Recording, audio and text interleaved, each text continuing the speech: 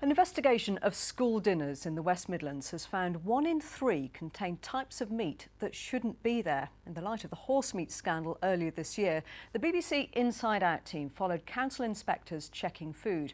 Well, meals from dozens of takeaways were also sampled at random. The results were far better than those for schools. Anthony Bartram reports. We eat tons of takeaways, but as we pull our belts in, who's checking? No one's cutting corners behind the counter. To find out, we went behind the scenes with Birmingham's food inspectors and discovered their job is no picnic.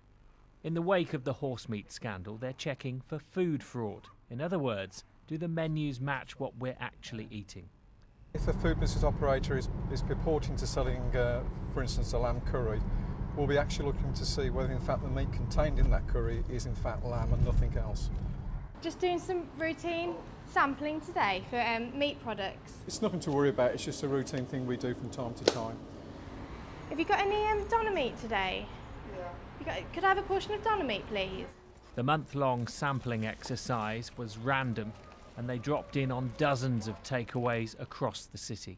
The Moby Dick fish shop in Turves Green is next on Tony's list, and the lunchtime rush is already in full swing. Most of them are friendly, come and have a joke, and especially with the staff as well. But times are hard. Isn't he tempted to cut a few corners? No chance.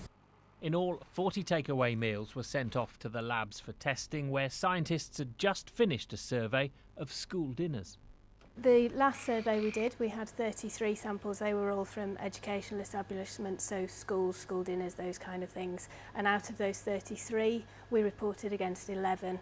The takeaway lab tests took a month, and we returned to the fish bar to give them the results. Just to let you know, it's all good news. All the results were satisfactory, correct. I haven't got anything to worry about. I'm glad to hear it. So the takeaways were all clear and a better result than the school dinners. While this was just a small sample, it has been a good indicator for the inspectors. Anthony Bartram, BBC Midlands Today, Birmingham. Well, I'm joined now by nutritionist Monica Price. Good evening. Hello there. Are you surprised by the content of some of the school meals that the BBC team found? Yes, I am actually. I think it was not shocking. I don't like to say shocking, but I think it was a big surprise. And I think if you were comparing the two, I think then the school meals you would have thought would have been of a better nutritional standard than perhaps they were. But it was a small sample, so... Yeah.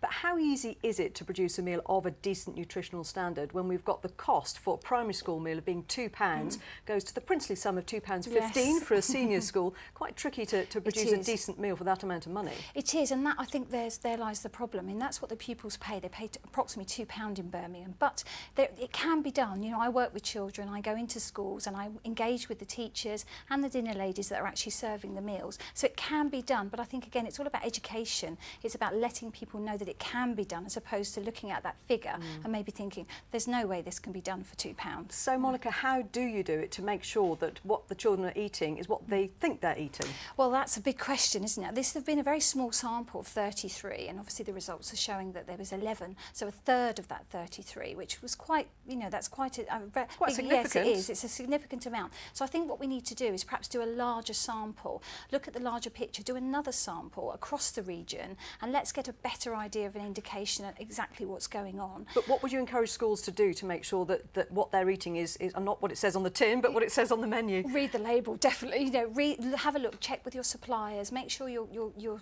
being supplied by reputable suppliers, and actually question. You know, if you're not sure about what is actually in the food, I would question what it is. You know, and ask that question maybe to the suppliers or even to the Birmingham Council and say, look, I'm not happy about this. You know, you need to give me some guidance. Okay, Monica Price, thank you. Thank you.